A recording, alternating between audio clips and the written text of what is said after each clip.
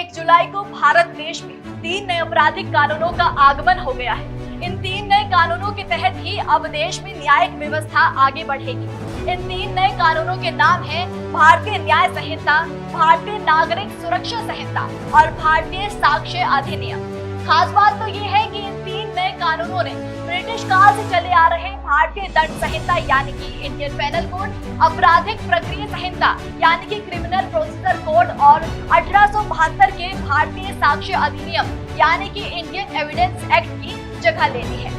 चलिए कुछ पॉइंट्स के जरिए समझते हैं कि इन 3 नए कानूनों से क्या बड़े बदलाव अब देश की न्याय व्यवस्था में होने जा रहे हैं और ये नए कानून पुराने कानून से कितने ज्यादा खास हैं। सबसे पहले तो आपको बता दें कि 1 जुलाई से पहले दर्ज हुए मामलों में नए कानून का कोई असर नहीं होगा, यानी कि जो केस 1 जुलाई 2024 से पहले दर्ज हुए हैं उनकी जांच से लेकर ट्रायल तक पर नए कानून का कोई असर नहीं पड़ेगा।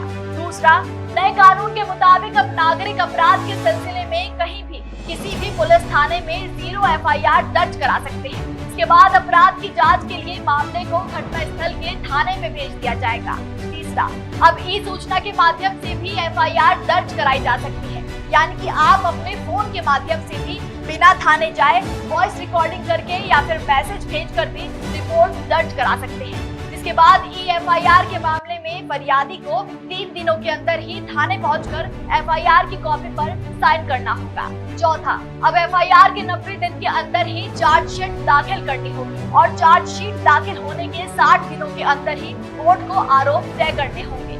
पांचवा, मामले की सुनवाई पूरे होने के 30 दिनों के अंदर ही कोर्ट को फैसला देना होगा। जजमेंट दिए जाने के बाद 7 दिनों के अंदर ही उसकी कॉपी मुहैया करानी होगी।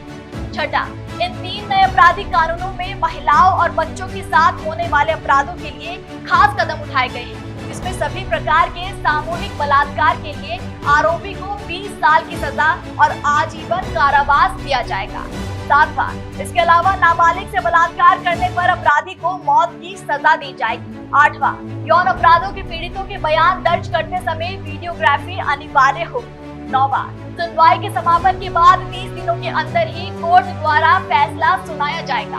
10वां, 7 साल से ज्यादा की सजा वाले अपराधों के लिए फॉरेंसिक टीमों को अनिवार्य रूप से उसकी जांच करनी होगी। 11वां, बच्चों के खिलाफ अपराध के लिए सजा को 7 साल से बढ़ाकर 10 साल की जेल की अवधि तक कर दिया गया है। 12वां, शादी, नौकरी आदि के झूठे बहाने देकर महिला के साथ बलात्कार करने वालों के खिलाफ अलग प्रावधान तैयार किया गया है और भी तमाम संगठित अपराधों के लिए अलग कठोर सजा का प्रावधान इन नए कानूनों में तय कर दिया गया है। तो ये है कुछ नए आपराधिक कानून जो 1 जुलाई से देश में लागू होने जा रहे हैं।